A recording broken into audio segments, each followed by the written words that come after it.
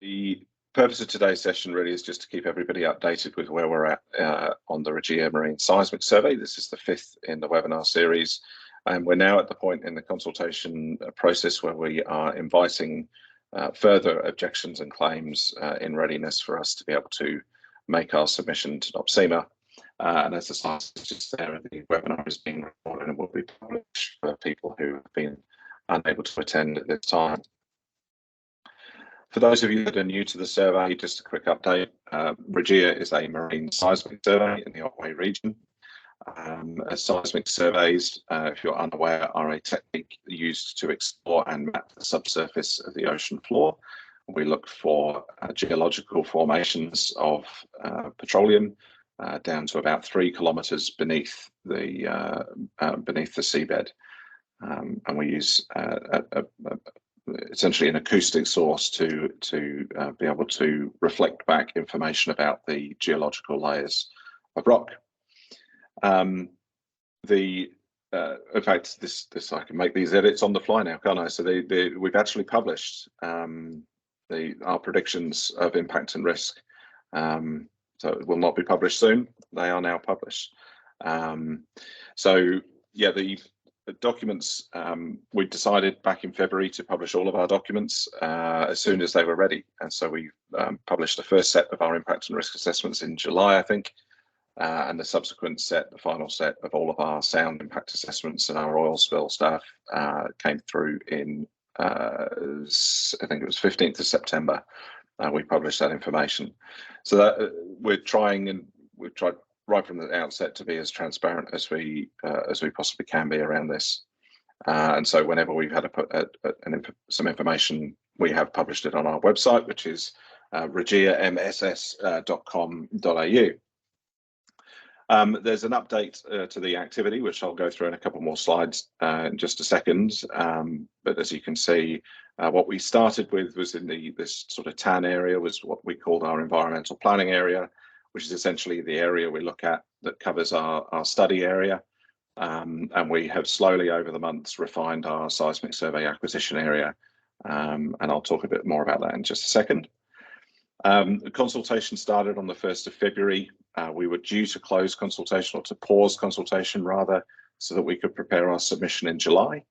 In response to feedback from people during the consultation process that they needed more time, and also because we received a lot more information from the community about the environmental values and sensitivities and the social, cultural and economic features of the environment that we anticipated, we did take a little bit longer to get those impact and risk assessments to the point where we could publish them.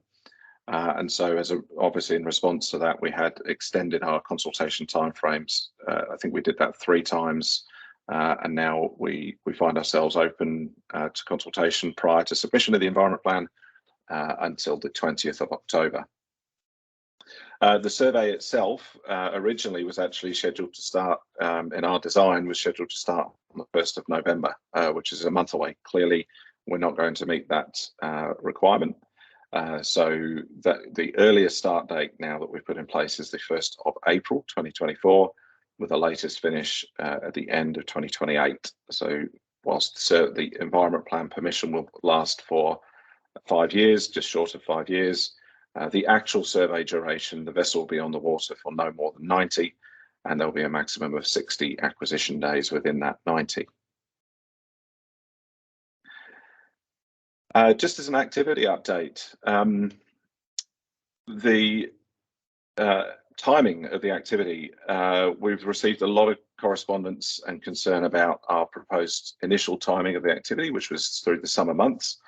That was hugely beneficial for us due to the weather constraints. Obviously, the calmer seas during the summer would allow us to complete the survey faster. So that was, and obviously faster is better for us, it's better for the environment. So that was our original intent. However, the overwhelming sense of community concern was associated with the increased levels of biodiversity during those summer months, during the upwelling period, which is ubiquitous across this entire area, but particularly the Bonny upwelling. although we don't overlap the Bonnie upwelling hardly at all, but the upwelling more generally in the area we do, and we do recognise that the summer months carry a lot more biodiversity. So we have changed our timing of the activity, which also has the added benefit of avoiding the blue whale presence in the region. Well, the new timing does just tail off just around those timings, so we will still have to detect the blue whale migration timings, but we should avoid their presence. And that left us with some challenges associated with the southern right whales, in that we would now be surveying in times where there may be southern right whales very close into shore.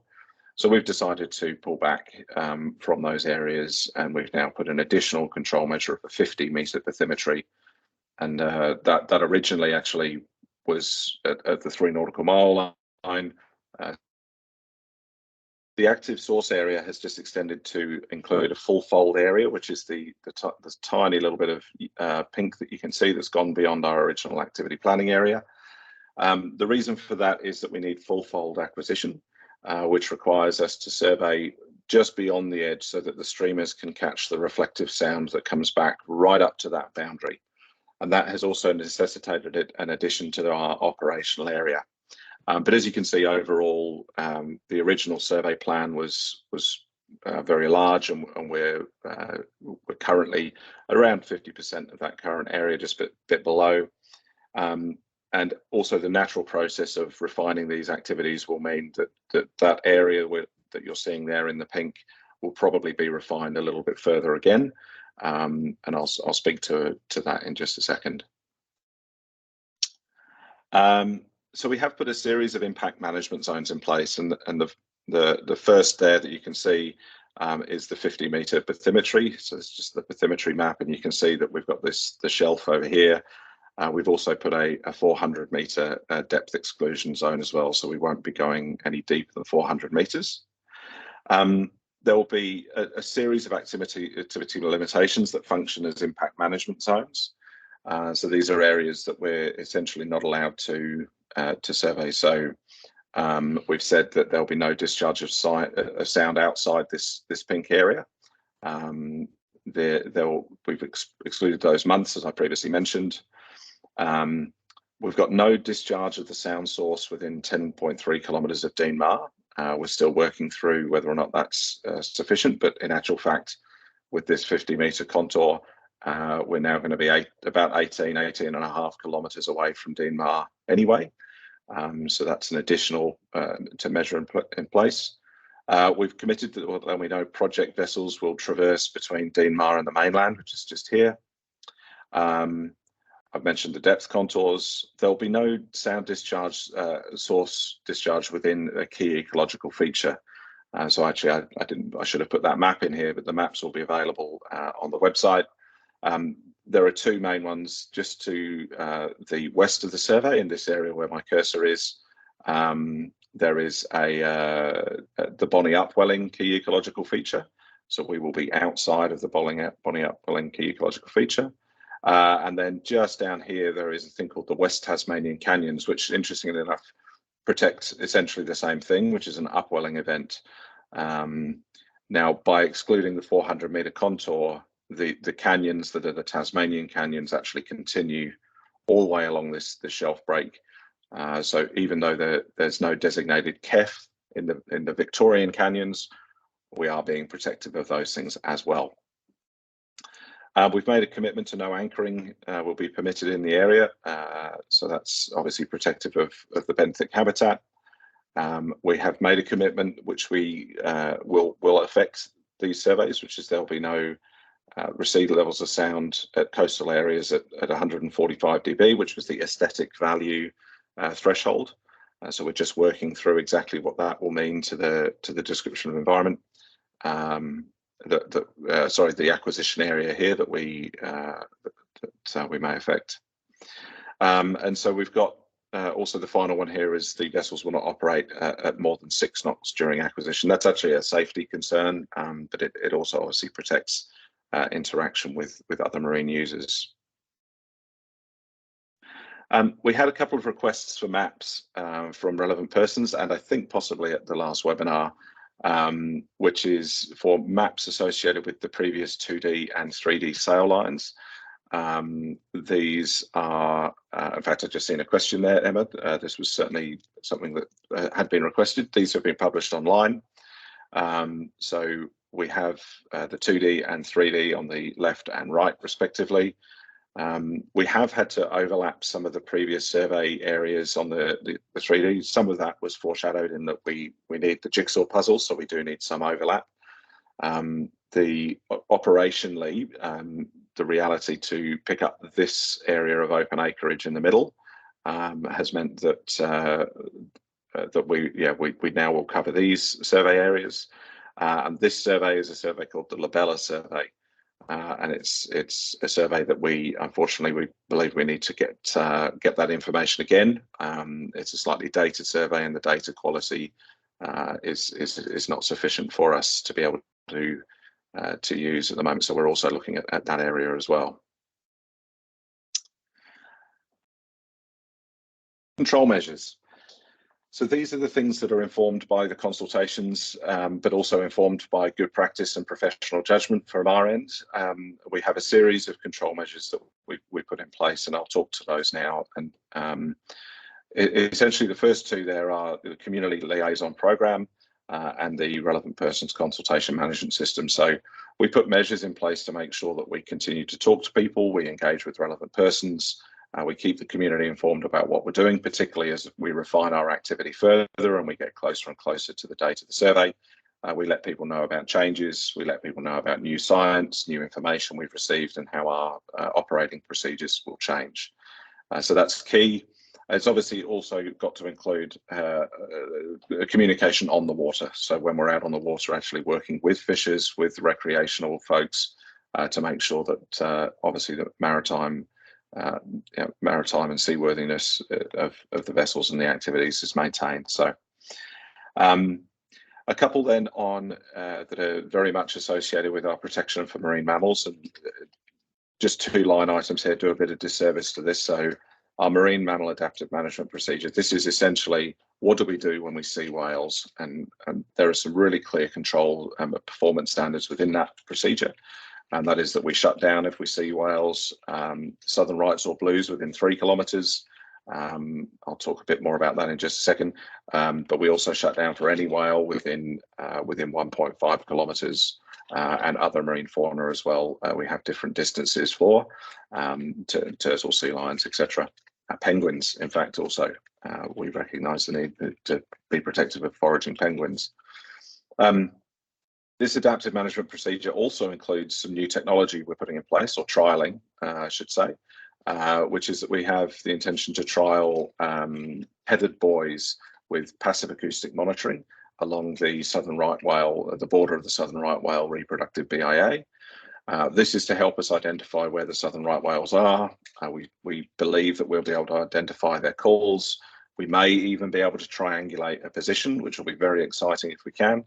And obviously then once we've detected those whales, we have to take measures to shut down, and we'll actually be shutting down operations up to a distance of 11.6 kilometres, which is the distance associated with a temporary threshold shift, which is an unacceptable impact to those whales. The project vessels, obviously, they're a critical piece of infrastructure and equipment, so they're a control measure. There is an invasive marine species risk assessment procedure that goes with that to comply with the requirements for bringing vessels in from overseas and, in fact, from other states. There is a marine assurance system that Conoco, that CGG implement, and that allows for us to use contractors that have vessels that we have assurance are complying with maritime law. There's a vessel bunkering procedure, which should be fairly obvious, that we make sure we control any fuel oil transfers, the fuel for the vessels, the diesel. So they're all fairly obvious standard control measures. We have a sail line procedure, and what that does is as we get closer to the survey date, we will publish our sail lines, or our projected sail lines. They'll be numbered off, and we have a sail line procedure that ensures people stick to the sail line procedure and the sail lines that we put in place. And this allows for predictability of operations between fishers and the seismic survey. I've got a double up here actually. I take that one out for a moment. I'll talk about that in just a second. We have company site representatives, so we have a contractor will be undertaking the activity. We don't know who that is yet. We don't exactly know the vessel yet, but what CDG commit to doing is having company site representatives, possibly more than one, and they ensure that all of the requirements that we put into both the contract for the geophysical operations, but also the contract that we have with government, i.e. the environment plan, that those documents are complied with. Then we have an adjustment protocol, which is a really important control measure to ensure that no commercial fisher is worse off as a result of the activity. And we fully anticipate that we will be having to make certainly process claims and are very likely to make payments in this case. Albeit some of the measures we've put in place around the 50-metre exclusion zone, just as an example, that 70% of the rock lobster fishing occurs in those coastal areas sub 50 metres. So we're being protective of that industry, both the species and the fishers from an economic perspective as well. But notwithstanding, there is an adjustment protocol in place to deal with any overlap, as there should be. Obviously, an oil pollution emergency plan, we've actually just published that recently, and an operational scientific monitoring plan, which is also published, will be in place. We have a procedural control, which is to acquire seismic on paper, which is essentially prior to the activity, all of the contractors get together and we go through the environment plan, we go through the execution plan for the acquisition of the seismic, and we basically run through every possible scenario on a table situation to understand what the expected responses are from different groups, from different peoples, whether that's from the marine mammal observers or from an operational perspective. We call that an acquire seismic on paper. So it's very likely to be done a month, maybe even more before the survey. And the final control measure that's recently been adopted is a sea country protection plan. We recognise that there is cultural heritage in this area, and that sea country is relatively poorly understood in relation to the land-based side of things. And we have got a particular measure in place there that allows for the continued involvement of First Nations people in the protection of sea country. The idea behind that is that there would be a co-design process, so I can't tell you any more information about exactly what that would entail, because to be blunt, it's not my country to protect, but we need to make sure that we do protect it and we get the right input. So that's a measure that we've recently put in place. Moving on to next steps. So obviously we're in the point now where we're inviting further objections and claims, and we're receiving those from people periodically. And we've engaged with a lot of people to date, but we now have published all the information we think is needed for people to be informed. So we welcome objections and claims on that information. We also welcome any feedback on the accuracy or reliability of that information, and of course, any information associated with improving our understanding of the environment. That goes at all times, but particularly now. We have to complete the EP, so we finalise our control measures. So once we've gathered all the objections and claims, we make some final decisions about any further control measures that we need to adopt, and we put in very clear environmental performance metrics that are associated with how we measure the performance of those control measures. As soon as those documents are finalised, we will publish those as well. We will also be doing a self-assessment of acceptability. And yeah, for those of you unfamiliar with the regulatory regime, that might sound a bit strange, but we have particular requirements or criteria that we have to meet. They're called the 10A regulation 10A criteria. And then we subsequently also have the objects of the regulations, which are to conduct the activities in a manner that reduces impacts and risks to as low as reasonably practicable, to below acceptable levels, and consistent with the principles of ecologically sustainable development. And so we will prepare, now that we've concluded our readiness for submission, we do a self-assessment against those criteria and against the objects of the regulations. They're all individual documents that will then be published on the website as well. Once we've done that, we start the public comment period. I've got a slide in a little, in fact, I might just move these around, seeing as I'm doing it this way.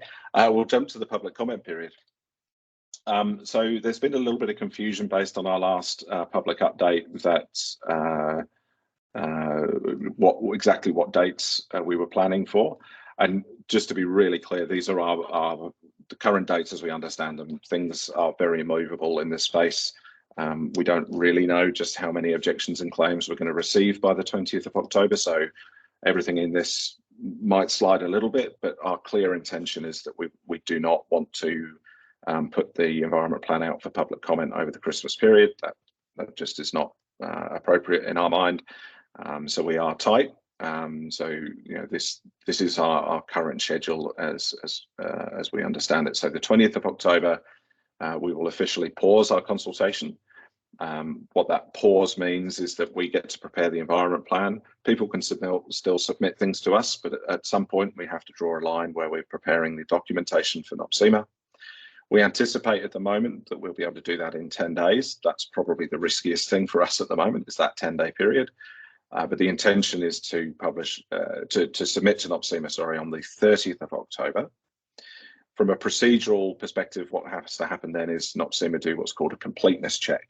They have to do it within 5 business days. So we think a week later, on the 7th of November, it is likely that the environment plan will be published, subject to NOPSEMA agreeing that we have passed the completeness check and the requirements for publishing the environment plan. So that's the outline of what we expect to happen. If there are any changes to this, it would only be to delay. We certainly won't be pulling this further forward. I don't know how likely that is or not, because we just simply won't know until we pause on the 20th of October. Any update, obviously, we will communicate. I just wanted to put forward a piece of information that kind of responds to some of the concerns people have had about the consultation process. And I need to outline for you, because I think it's the transparent thing to do, is to outline the case that we'll be putting forward to NOPSEMA that we believe we have what's termed completed the consultation process for the purposes of submitting the EP.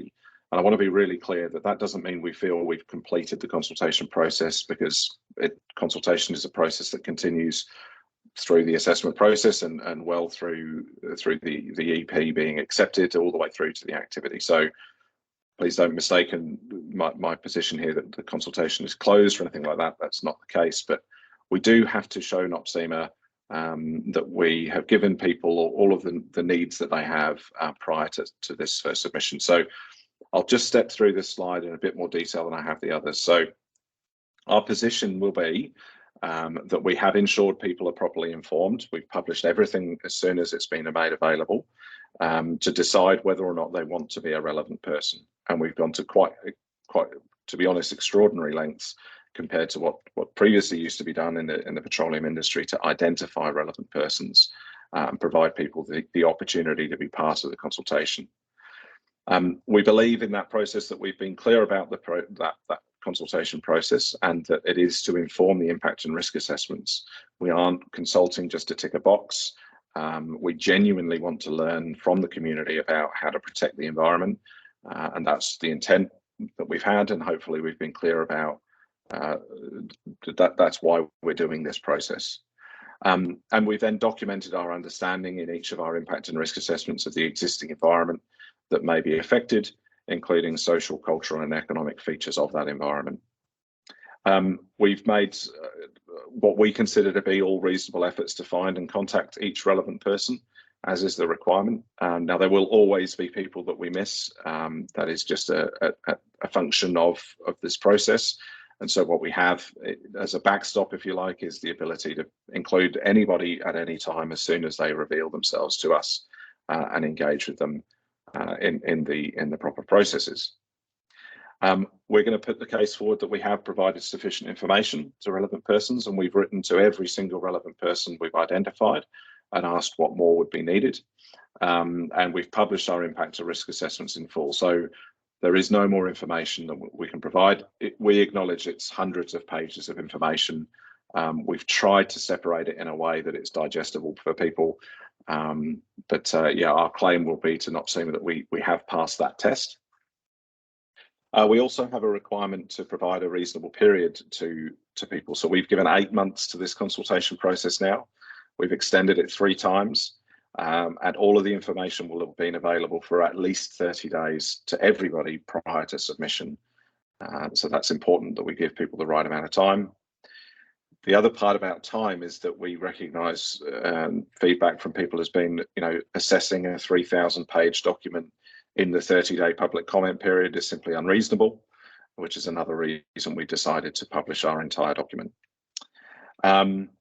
We've committed to continuing to publish each document that we prepare to support transparency. So I mentioned just in the previous slide, there are more documents coming, and we will provide those as soon as they are ready. And then necessarily we can't provide them now because we haven't heard all of the objections and claims yet. And we do acknowledge that individuals may have information that provides more detailed knowledge to us about, about the environment, about the social, economic and cultural features of the environment. And so from time to time, we will need to take that into account, whether that's a new scientific study or whether that's some more information about an individual traditional owner's stories associated with their song lines or anything in between. So we have provisions to be able to include that as soon as it becomes available to us. And we've made a commitment, obviously, to consult with relevant persons throughout the assessment process and thereafter. So thank you for bearing with me during the technological difficulties and a slightly longer webinar. I have allowed plenty of time for Q&A. So I will stop now and jump to the Q&A, and maybe if I could ask people to like certain things that they would like me to get to as I just read through and scan through the comments. The last webinar was not recorded, even though it was promised that it would be. Okay, we'll have to look into that, Alwyn. It should record by default. If we haven't published it, then we will look.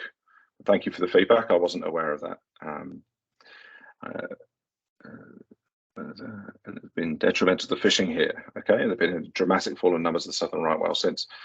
Okay, so there's a few things in there, Alwyn. One, if you could provide the evidence of the detrimental effects of the fishing. The evidence that we have is that the fishing numbers have actually been commensurate with previous years. So again, we can only work on the information we've got. So Alwyn, that is a concern, that if there has been that detrimental effect. So we would ask you please to provide that information to us where you're sourcing that from.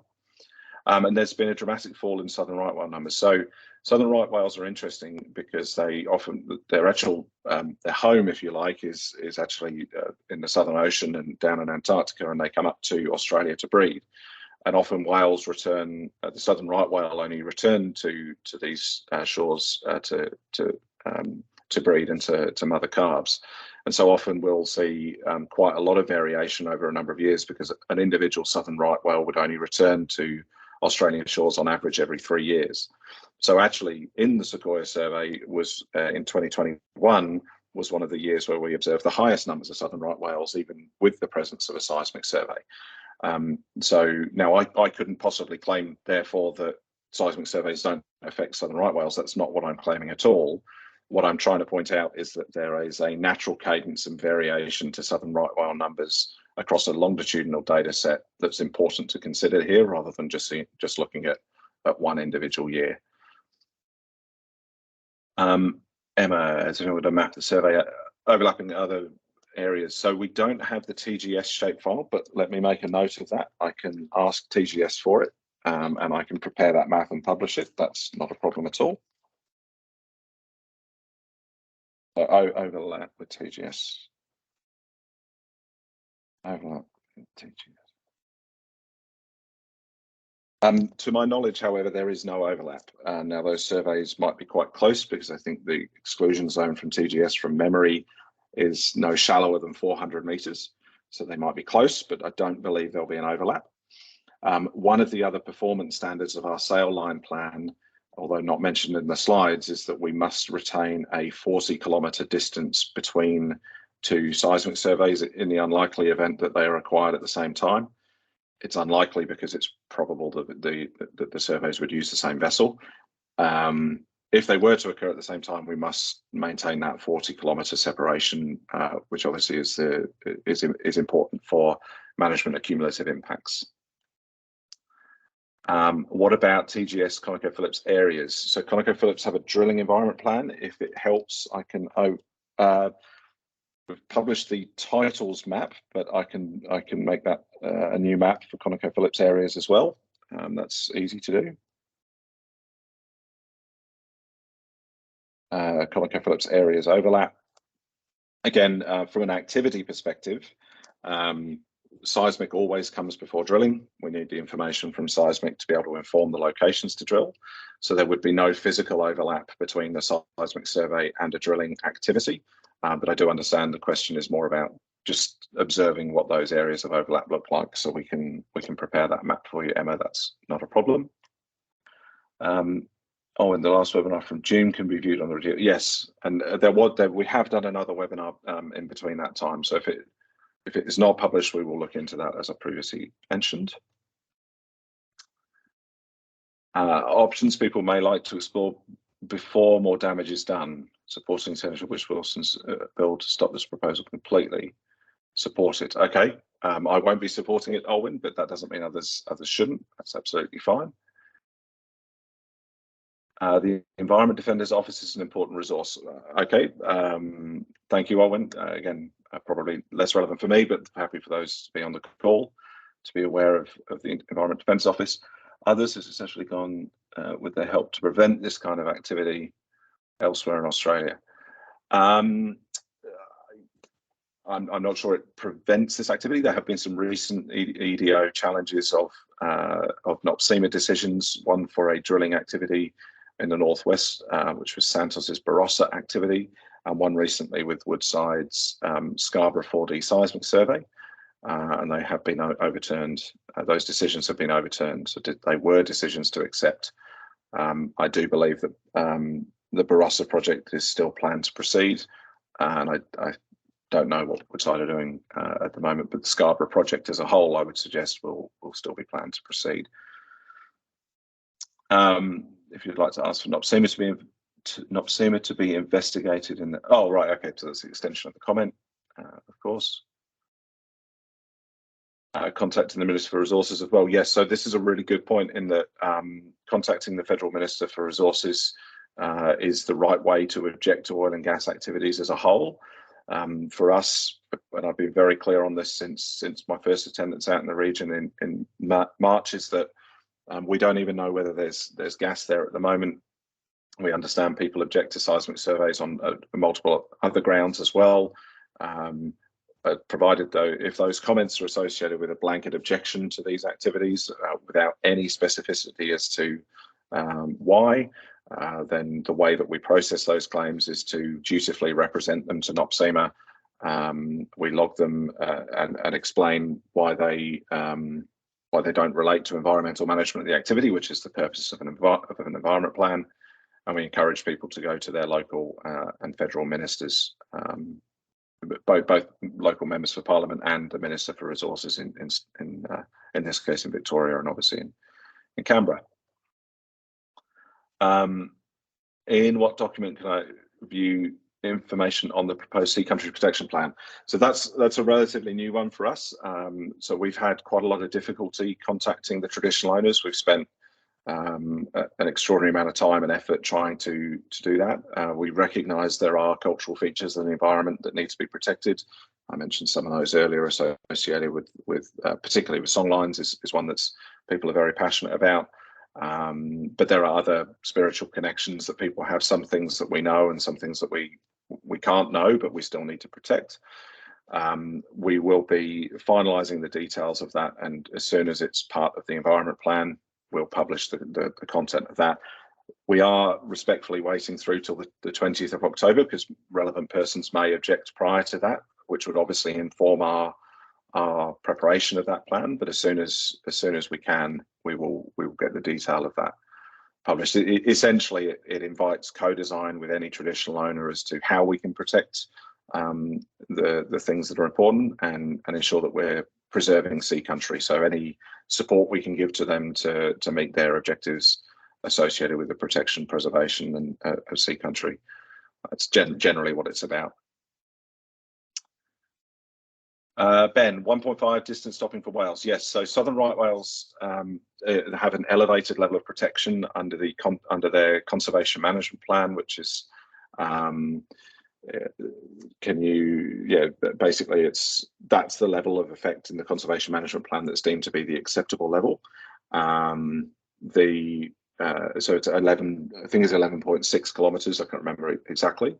But for other whales that don't have those levels of protection, that doesn't mean that we just continue serving all the time. It just means that the distances are different to what would be an acceptable level. So it's more associated with the elevated levels of protection under the EPBC Act that are given as to the difference between the distances. Okay, yes, no, I should clarify that statement. So what I mean in particular is the traditional owner sea country. You know, so obviously as a white fellow who's migrated here to Australia, I couldn't profess to know all of the details about the spiritual connection that traditional owners have to sea country. So that in that respect, those are things for me to protect, but it's not for me to say how they should be protected. It really is about the traditional owners coming forward and explaining to us how things can be protected. In another survey, I have had some good discussions with traditional owners in other parts of Australia, whereby we're looking at measures we can take to protect the more spiritual values associated with songlines, to help them document stories and to identify stories along those songlines, to make connections between traditional owners of different groups who have similar totemic values to southern right whales, other totems for others around the country. Then can we help them identify that and essentially help them further their own stated objectives of protecting sea country. So in some sense, I guess it is my country to protect, in that I'm preparing an environment plan, but I couldn't profess to have the knowledge about how to go about doing that. So hopefully, Ben, that answers your question.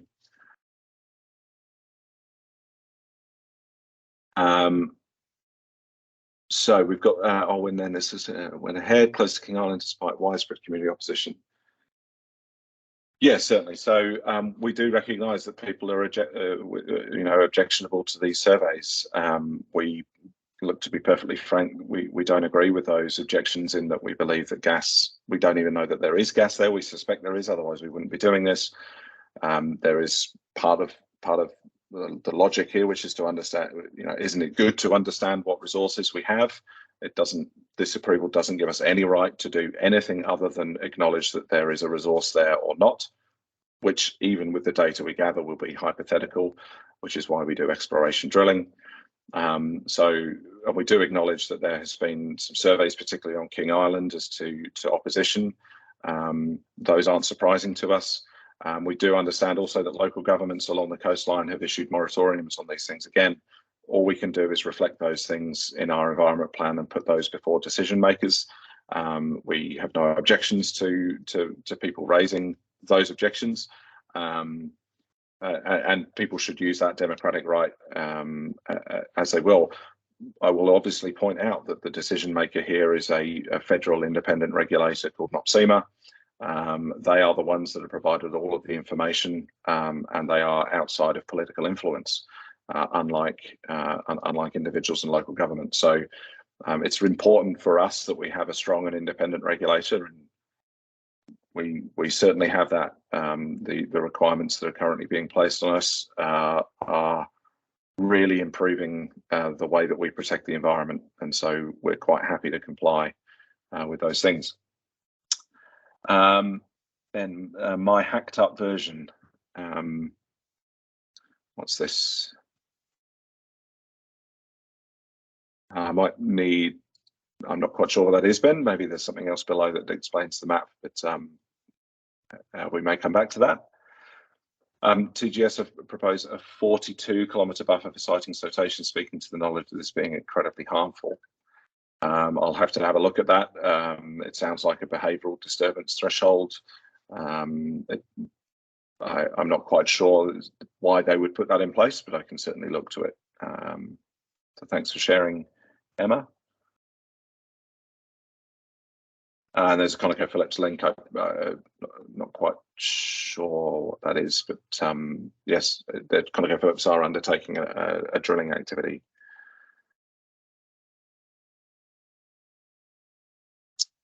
When you've posted something in reply here, I think to yourself.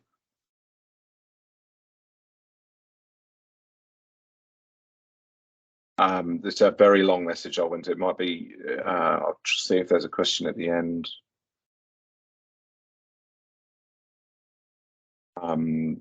Yeah, difficult for me to process that just at the moment, but we've got the chat recorded, Owen, so we'll maybe I'll take that one on notice. If there's a question in there, we'll get back to you. But okay, so the summary sort of things at the end there, the current process is damaging and discriminatory. Letter written by King Island Mayor, ignored by NOPSEMA. Look, I understand people's position on this and the information that you've got. I would humbly ask that, you know, there's probably more information to that was considered at the time by both ministers and NOPSEMA. Yeah, I don't think it's appropriate for me to comment on such a large message, but we will take those things on notice and see if we can get some questions out of that and some responses back to you. Owen. Ben, if TO's made a united statement of secrecy stating that seismic is not acceptable in any form, how would you deal with that? Look, to be perfectly honest, that's entirely within their right, but it would form a blanket objection to seismic, which is not it's not about environmental management, the activity. So that would be in the bucket of things that were yeah, we wouldn't have to consider, actually, because that's not the premise of an environment plan. The premise of an environment plan is to discuss how and when something like this would go ahead, and in particular about how we can be informed about what are the cultural features of the environment that we need to cater for. So again, I don't know exactly how to do that yet because we've been unable to contact the traditional owners and have meaningful dialogue with them. We have done a fair amount of research on sea country, so we know a fair bit about it. We think it's enough to be able to complete an impact assessment, and ultimately, it's one of the reasons we've put a precautionary, you could call it, measure in place to protect sea country and ensure that process is a proper process, and that the traditional owners are the ones that are inputting into the how and when these activities go ahead. Whether they do or not is not the subject of the environment plan. Owen, we need to go through the EDO to fight this. Sure. Like, tell us about those cases, Matt, please. Okay. So very quickly, given we've only got a few minutes left, there were two cases that have recently been put before the federal court that the Environment Defenders Office has supported two individuals. One, a gentleman by the name of Dennis Tipper-Kalipa, who was from the Tiwi Islands, who was consulted as part of the Tiwi Land Council by Santos for their Barossa drilling activity, but he was not consulted as an individual, and as such, his views that were different from that of the Tiwi Land Council had not been properly taken into account. And the federal court found in his favour that NOPSEMA had erred in their decision making to not have enough information, specifically from somebody they had identified and engaged with to be able to proceed with accepting the environment plan. And the decision was overturned. That decision was the decision of the federal court then was referred to the full bench of the federal court, and the decision was upheld on slightly different grounds, admittedly, but broadly the same idea. And more recently, there was a second challenge to Woodside's 4D Scarborough 4D seismic survey, and that was a appeal decision based on some conditions that NOPSEMA placed onto the environment plan. So NOPSEMA decided to accept the environment plan. It did so with conditions and limitations, and the conditions were unlawfully made. The conditions basically required that Woodside continue the consultation that should have been undertaken prior to acceptance. So for the legal terminology is that NOPSEMA made a decision that was not within their power to make, and that the decision would need to be remade. All of the upshot, of course, being that the activity could not proceed until NOPSEMA had made a different decision. So related to consultation with traditional owner decisions, absolutely, so there's some similarities between them. But the Santos decision was very much associated with the information that was not elicited from a person that had come forward, to Mr. Tipicalipa in this case. And the second one was more associated with the legality of a decision to accept with conditions. That's my very short, brief assessment of two incredibly complicated legal cases. So please don't take what I've said as gospel. That's my general summation of the two cases. Emmy, I can see you're typing there, so I won't wrap up just yet.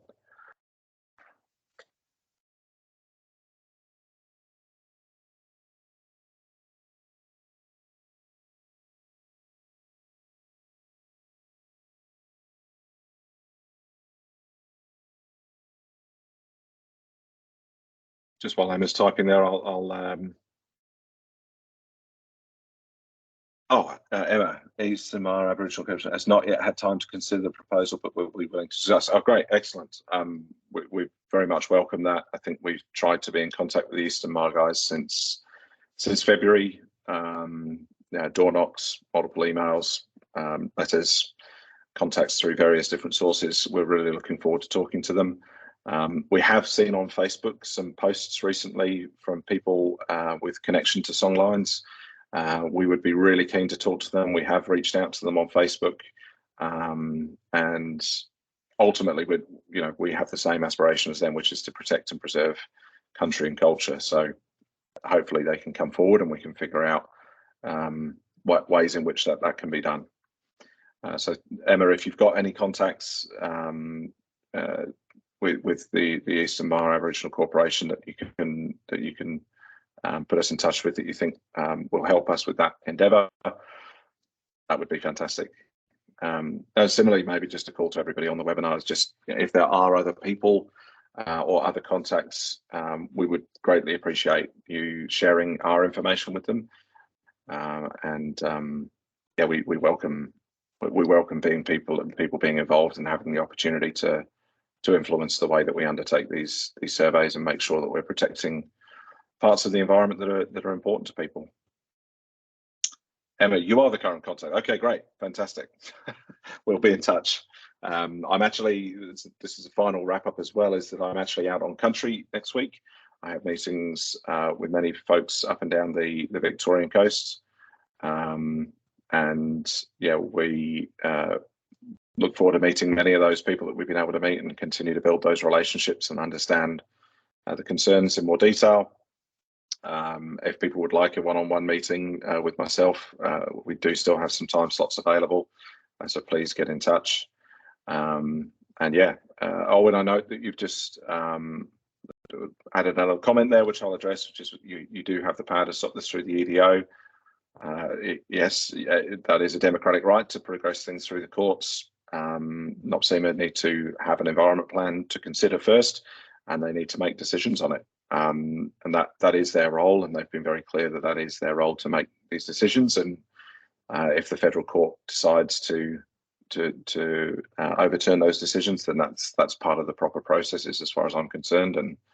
And yeah, welcome people to follow those avenues if they need to.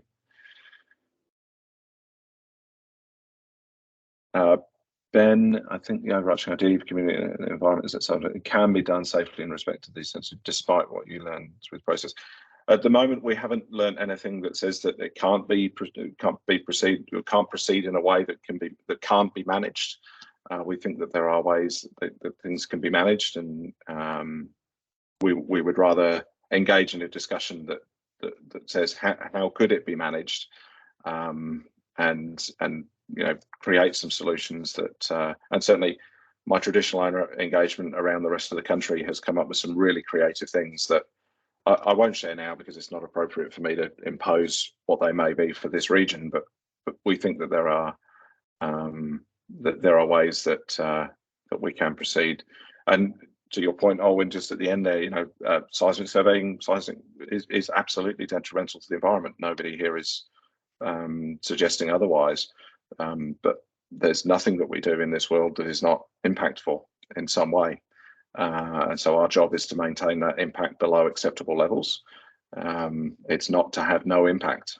So that infers, of course, that there are ways that impacts can be managed properly and culturally appropriately. And yeah, it's for us to, yes, below acceptable levels.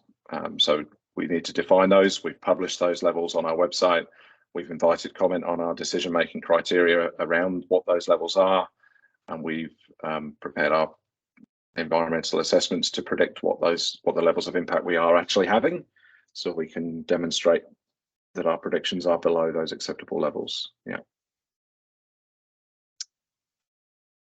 Still a couple of people typing, so I won't quite wrap things up just at the moment.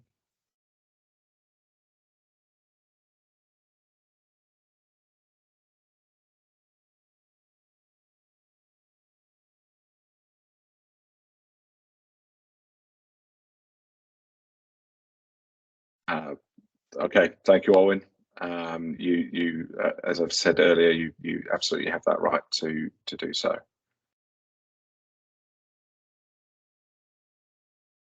Thank you, Ben. Appreciate it. Sounds as though everybody's ready to sign off. It was an extended one, so I appreciate that, and my apologies for the technical glitches. Sometimes these can't be helped.